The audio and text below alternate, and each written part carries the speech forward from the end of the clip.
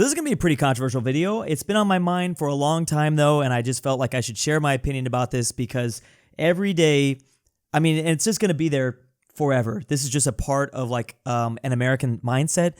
If you can look back 100 years ago, 200 years ago, this has always been how Americans think that they should handle their foreign policy. To this day, there's so many people in the U.S. and there's obviously a lot of people in the U.S. in general, but to this day, there's a lot of people in the U.S. that say stuff like this. They want to do their own thing, not worry about anything that's going on in the rest of the world. And I am sorry, but I think that mindset is basically people forming an opinion without being like fully educated about the subject, about what goes on in the world, about geopolitics, about world events. And it's not really surprising that a lot of people in America think this way because of, the whole system is kind of set up to be maybe on purpose or maybe not on purpose, but the U.S. is just accidentally extremely self-centered when it comes to our news. Well, when it comes to a lot of things, but when it comes to our news, when it comes to the way, even from like a public school perspective, like they only really teach us a little bit about the rest of the world, but for the most part, when you're studying history, it's just U.S. history. Or when it's history, it's like you go back to like Mesopotamia. They obviously touch upon the French Revolution, but man, it's crazy. Like now that, every year that goes by, honestly, every week or day that goes by, I learn more and more about history. I learn more and more about, just all the different things that led us to this place where we are in the world. And they didn't teach us anything. I did not know so much. I'm afraid to admit how much I did not know at the age of like 22, 23 when I first started, making a career out of YouTube. It's really embarrassing.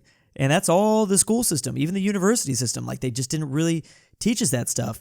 And so I think that's part of the reason why there's a whole lot of people that want to be completely isolationist. And this is not on one side of the political aisle. This is both sides. I see it all the time.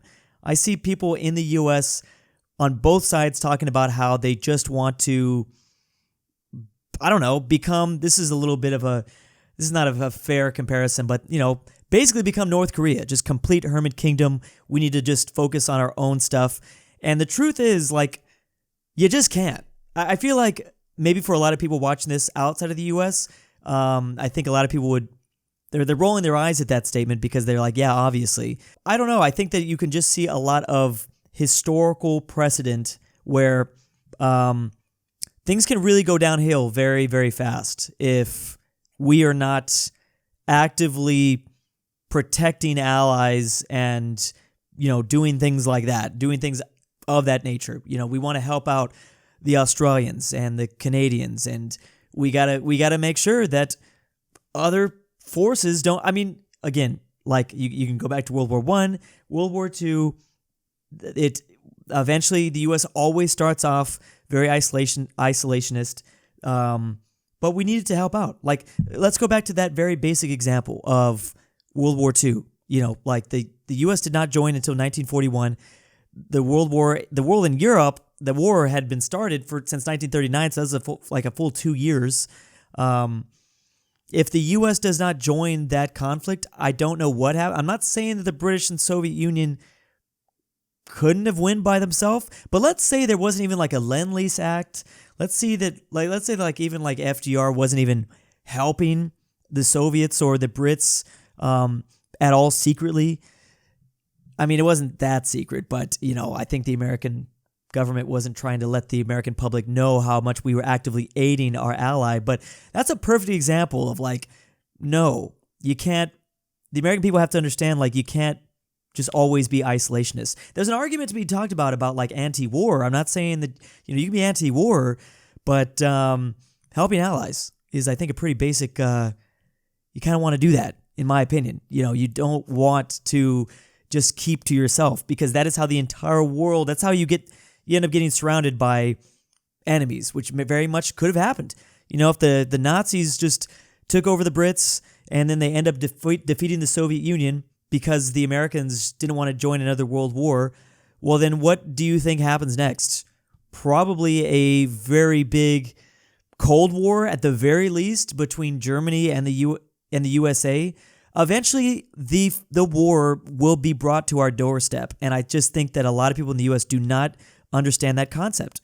And it's not a very if you look into this stuff just over the course of like a night, I feel like it's a very simple thing to come to, a very simple conclusion to come to. You know what I mean? I mean, especially if the Brits did get taken over, what happens to Canada? Does the Germans basically start influencing, at that time during World War II, obviously Canada was under the British Empire.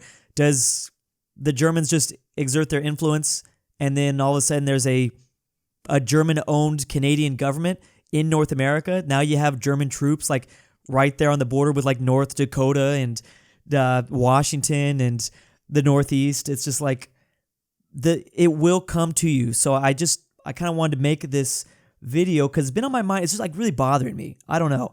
And again, it's not even one side. This is just an American mindset.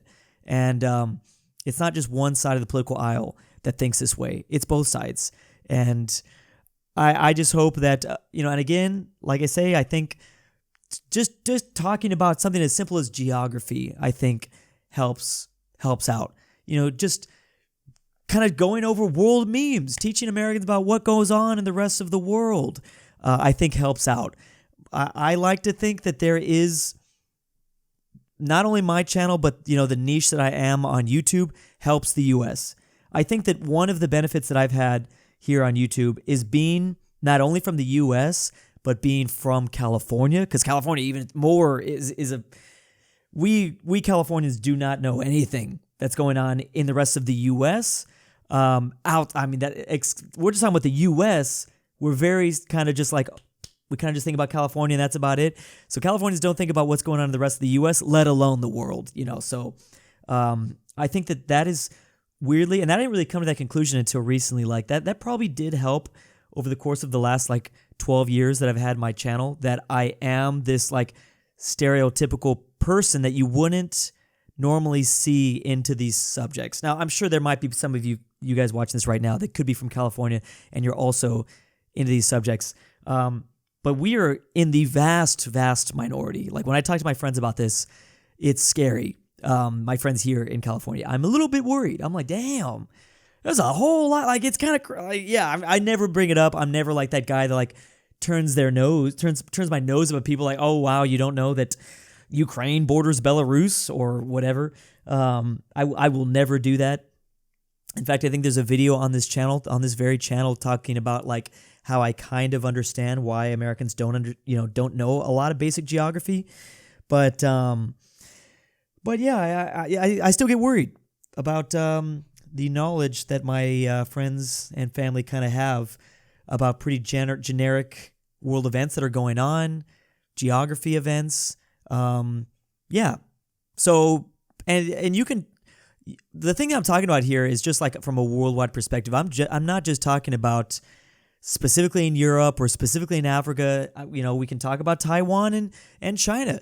Does the U.S. just think that, I think a lot of Americans sometimes just forget, like, oh yeah, screw Taiwan or whatever, without looking into deeper things that Taiwan provides to us, like chips, like the microchips. I mean, dang, that's scary. That if you hold a vote, there probably would be a lot of U.S. people that would vote for just like, yeah, let's just stop worrying about Taiwan. Let China take that back, because I don't want to. Who knows what the reasoning would be behind that. But I think it's just a little worrisome, and I don't think that's going to change. Like I said, I think it's a permanent, fundamental. It's a part of a lot of people's DNA. I don't think the Canadians have the same mindset, strictly just because they are still so closely connected to the UK, obviously. It wasn't even that long ago. We were just talking about World War II. It wasn't even that long ago where the Canadians were literally part of the British Empire. So they are much more like, at the very least, they're connected to Europe. They're connected to the UK. They're connected to like basically their brother, the Australians. Even our other big neighbor, like Mexico. Mexico lives in kind of a different world because they're, a Spanish-speaking country. They're not an English-speaking country, but they still very much have a connection to the rest of Latin America, and especially Spain, So even they, I think, are a little bit more. Well, Mexico also plays a very good diplomatic game where they obviously have this like monster on their doorstep in the U.S., but they do a good job of like, you know, they're the capybara basically. Diplomatically, they are the capybara of the world. They try to play nice with the U.S. They try to play nice with China. They try to play nice with Russia. They're just trying to they're just trying to survive out here. So even they are, I think, more internationally. They think more about international affairs. It is just a U.S. Phenomenon, I guess. Because even when I go down the line, when I go down to other like South American countries like Brazil, Brazil's going to have a lot more connection to the rest of the world. So this is just a weird, like I said, American phenomenon where we think we can just be completely isolationist and not worry about anything. I think there's a lot of U.S. people that like literally just want to be the hermit kingdom, that just want to worry about ourselves. But you can't do that. And please, I would implore people to learn more about history and learn about all the different times we've tried to do that and how that backfired and how we just can't. Like the public might want it, but the government just doesn't, because they know that we cannot do that no matter how much the public pushes for it. So I guess we'll see what happens.